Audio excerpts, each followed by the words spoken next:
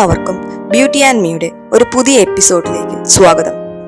ഇന്ന് ഞാൻ വന്നിരിക്കുന്നത് ഒരു കിഡിലൻ ബ്യൂട്ടി റെസിപ്പിയുമായിട്ടാണ്. ഒരു കാജലാണ് നമ്മൾ ഇന്ന് ചെയ്യുന്നത്, ഒരു മെഡിക്കേറ്റഡ് കാജൽ. സാധാരണ നമ്മൾ വാങ്ങിക്കുന്ന കൺമഷിക്ക് നല്ല എരിവുണ്ടാവും, കെമിക്കൽസ് ഒരുപാട് അടങ്ങിയിട്ടുണ്ടാവും. എന്നാൽ ഈ കൺമഷി ഉപയോഗിച്ചാൽ കണ്ണ് എരിയില്ല. കൂടാതെ കെമിക്കൽസ് ഉള്ള കൺമഷി ഉപയോഗിക്കുന്നതിലൂടെ നമ്മുടെ കണ്ണിനുണ്ടാകുന്ന ദോഷങ്ങൾ ഒന്നും തന്നെ ഇത് ഉപയോഗിച്ചാൽ നമ്മുടെ കണ്ണിന് ഉണ്ടാകില്ല. കുഞ്ഞു വാവ മുതൽ പ്രായമായവർക്ക് വരെ ഒരുപോലെ ഉപയോഗിക്കാൻ കഴിയുന്ന ഒരു കൺമഷിയാണ് ഇന്ന് നമ്മൾ ഉണ്ടാക്കാൻ പോകുന്നത്. ഈ കൺമഷി ഉപയോഗിക്കുന്നത് കൊണ്ട് കൺപീലികൾ, പിരികം എന്നിവ നന്നായി വളരുകയും ചെയ്യും. കൺപീലികളും പിരികവും വളരാൻ തക്ക വിധത്തിലുള്ള ഇൻഗ്രീഡിയൻസ് ആണ് നമ്മൾ ഈ കൺമഷി ഉണ്ടാക്കാൻ വേണ്ടി ഉപയോഗിക്കുന്നത്. അതുകൊണ്ട് എല്ലാവരും വീഡിയോ മുഴുവനായി കാണുക. എൻ്റെ ചാനൽ പുതുതായി കാണുകയാണെങ്കിൽ ദയവായി ഒന്ന് സബ്സ്ക്രൈബ് ചെയ്ത് സപ്പോർട്ട് ചെയ്യുക. അപ്പോൾ നമുക്ക് വീഡിയോയിലേക്ക് പോയാലോ. 28 ദിവസം പ്രായമായ ഞങ്ങളുടെ കുഞ്ഞുവാവയ്ക്ക് ഇപ്പോൾ ഞങ്ങൾ ഈ കൺമഷിയാണ് ഉപയോഗിക്കുന്നത്. പൂവാങ്കുറുന്നൽ, കയ്യന്യം, പനിക്കൂർക്കയില എന്നിവയാണ് നമ്മുടെ പ്രധാന ഇൻഗ്രീഡിയൻസ്. നമുക്ക് ആദ്യം പൂവാങ്കുറുന്നൽ പറിച്ചെടുക്കാം. ഇതാണ് പൂവാങ്കുറുന്നൽ. ആദ്യം മാവയ്ക്ക് വേണ്ടി കൺമഷി ഉണ്ടാക്കിയിരുന്നു. അപ്പോൾ എനിക്ക് വീഡിയോ എടുക്കാൻ കഴിഞ്ഞില്ല. അതുകൊണ്ടാണ് ഇപ്പോൾ കുറച്ച് ഇൻഗ്രീഡിയൻസ് വെച്ചിട്ട് വീഡിയോ എടുക്കുന്നത്. ഈ പൂവാങ്കുറുന്നൽ ഞാൻ പറിച്ചെടുക്കുകയാണ്. ഇപ്പോൾ ഞാൻ കുറച്ച് പൂവാങ്കുറുന്നൽ, കുറച്ച് കയ്യന്യം, പനിക്കൂർക്കയില എന്നിവയാണ് എടുത്തിരിക്കുന്നത്. നിങ്ങൾക്ക് അതിന്റെ ലഭ്യത അനുസരിച്ച് ഇവ എടുക്കാവുന്നതാണ്. ഇനി ഇവ നന്നായി കഴുകിയെടുക്കാം. നല്ലവണ്ണം വൃത്തിയാക്കണം. കുഞ്ഞു വാവകൾക്ക് ഉപയോഗിക്കേണ്ടതാണ്. അതുകൊണ്ട് അതിൽ പൊടിയോ മണ്ണോ ഒന്നും ഉണ്ടാവാതിരിക്കാൻ ശ്രദ്ധിക്കുക. ഇനി ഇവയെല്ലാം ഒരു മിക്സിയിൽ നന്നായി അരച്ചെടുക്കാം. ഞാൻ ഇതെല്ലാം കൂടി ചേർത്ത് നന്നായി അരച്ചെടുത്തിട്ടുണ്ട്. ഇനി നമ്മൾക്ക് വേണ്ടത് ഒരു 3 കഷ്ണം വെള്ള തുണിയാണ്. ഞാൻ ചതുരത്തിൽ മുറിച്ചെടുത്ത 3 കഷ്ണം തുണിയാണ് ഇവിടെ എടുത്തിരിക്കുന്നത്. ഇതൊരു കോട്ടൺ തുണിയാണ്. നല്ല വൃത്തിയുള്ള തുണി എടുക്കാൻ പ്രത്യേകം ശ്രദ്ധിക്കണം. നിങ്ങൾക്ക് 3 കഷ്ണം മാത്രമല്ല, എത്ര വേണമെങ്കിലും തുണി കഷ്ണം എടുക്കാവുന്നതാണ്. ഇത് നമുക്ക് തിരി ഉണ്ടാക്കാൻ വേണ്ടിയിട്ടാണ്. തിരിയുടെ എണ്ണം കൂടുന്നതിനനുസരിച്ച് കൺമഷിയും കൂടി വരും. ഞാനിത് ഇതുപോലെ 3 കഷ്ണം കോട്ടൺ തുണി ഇവിടെ എടുത്തിട്ടുണ്ട്. ഈ 3 കഷ്ണം തുണിയും നമ്മൾ അരച്ചു വെച്ചിരിക്കുന്ന ഇലയുടെ പേസ്റ്റില് നന്നായി മുക്കി ഉണങ്ങാൻ വെക്കണം. വെയിലത്തിട്ട് ഉണക്കാൻ പാടില്ല. നമ്മൾ തണലത്തിട്ട് വേണം ഇത് ഉണക്കിയെടുക്കാൻ. അത് പ്രത്യേകം ശ്രദ്ധിക്കണം.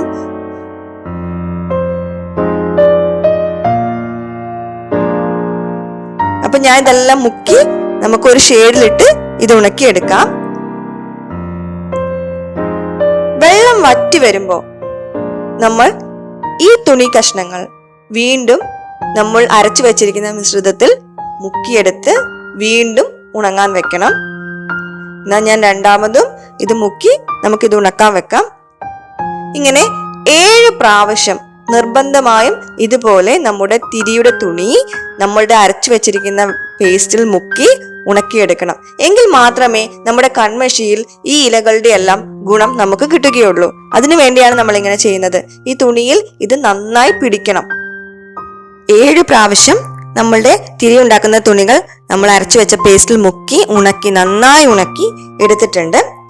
തള്ളത്ത് വെച്ചാണ് നമ്മൾ ഉണക്കി എടുക്കേണ്ടത്. അതിനുശേഷം ഇതിനെ നമുക്ക് വിളക്കിന്റെ തിരി പോലെ നന്നായിട്ട് തീർത്തെടുക്കാം.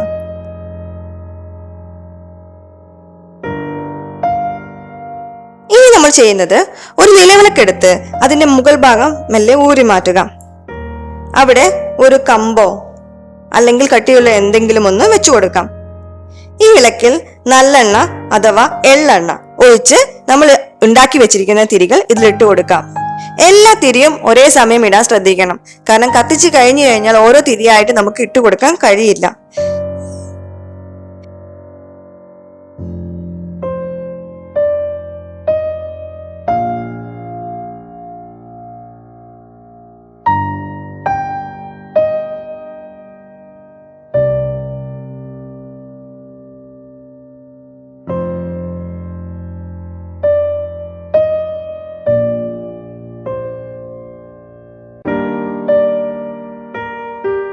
ഈ തിരികളെല്ലാം കത്തിക്കുക.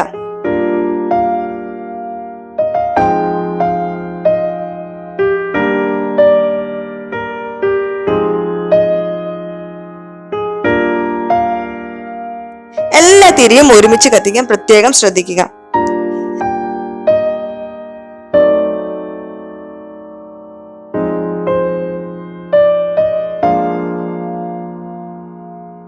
വിളക്കിന്റെ മുകൾ ഭാഗത്ത് വെച്ച കമ്പില് ഇനി ഒരു മൺചട്ടി നമുക്ക് കമത്തി വെച്ചു കൊടുക്കാം. തിരികളെല്ലാം കത്തി തീരുന്നത് വരെ നമുക്ക് കാത്തിരിക്കാം. തിരിയെല്ലാം ഏകദേശം കത്തി തീർന്നു കഴിഞ്ഞിട്ടുണ്ട്. ഇപ്പൊ ഈ പാത്രത്തിന് നല്ല ചൂടാണ്. ഇതൊന്ന് തണുത്ത് വരട്ടെ, അതുവരെ നമുക്ക് കാത്തിരിക്കാം. ഇനി നമ്മുടെ മൺചട്ടിയിലേക്ക് ഈ തിരി കത്തിയതിന്റെ എല്ലാം കരി നമ്മുടെ മൺചട്ടിയിൽ പിടിച്ചിട്ടുണ്ട്. നമ്മളിപ്പോ കത്തിച്ചിരിക്കുന്ന തിരിയുടെ എല്ലാം കരി നമ്മൾ കമത്തി വെച്ചിരിക്കുന്ന മൺചട്ടിയിൽ പിടിച്ചിട്ടുണ്ട്. ഇത് തണുത്തതിന് ശേഷം നമുക്ക് ഒരു ചെറിയൊരു സ്പൂൺ ഉപയോഗിച്ച് മൺപാത്രത്തിൽ പറ്റിപ്പിടിച്ചിരിക്കുന്ന ഈ കരി എല്ലാം ചിരണ്ടി എടുക്കാവുന്നതാണ്.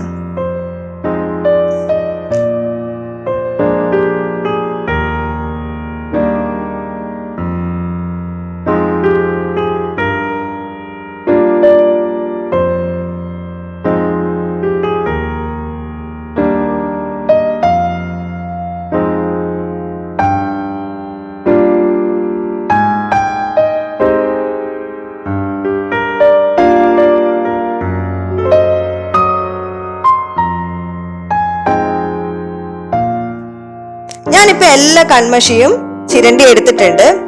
ഇനി നമുക്ക് ഇത് ഒരു വൃത്തിയുള്ള ഒരു പാത്രത്തിലേക്ക് മാറ്റാവുന്നതാണ്.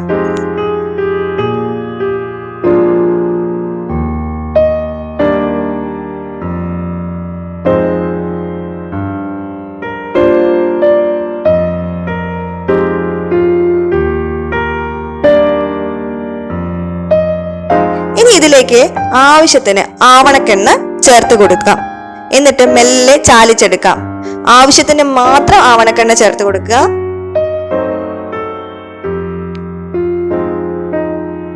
ഇത് നന്നായി ഇളക്കിയെടുക്കുക. നമ്മുടെ കൺമഷി തയ്യാറായിട്ടുണ്ട്. കൺപീലികൾ കുറവുള്ളവർക്കും പിരികം കുറവുള്ളവർക്കും ഇത് ദിവസവും ഉപയോഗിക്കാം. കൺപീലിയും പിരികവും നന്നായി വളരും. കുഞ്ഞു വാവുകൾക്ക് ഇത് ചെറുപ്പം തൊട്ടേ ഉപയോഗിച്ച് വന്നാൽ അവർക്ക് കൺപീലിയോ പിരികത്തിനോ കുറവുണ്ടാവുകയില്ല. എല്ലാവരും ഈ കൺമഷി ഇതേ ഇൻഗ്രീഡിയൻസ് ഉപയോഗിച്ചുകൊണ്ട് തന്നെ തയ്യാറാക്കി നോക്കുക. എന്നിട്ട് നിങ്ങളുടെ അഭിപ്രായങ്ങൾ കമന്റായി രേഖപ്പെടുത്തുക. ഇഷ്ടപ്പെട്ടാൽ ലൈക്ക് ചെയ്യാനും ഷെയർ ചെയ്യാനും മറക്കരുതേ. പുതിയൊരു വീഡിയോയിൽ കാണുന്നത് വരെ ടേക്ക് കെയർ. ബൈ.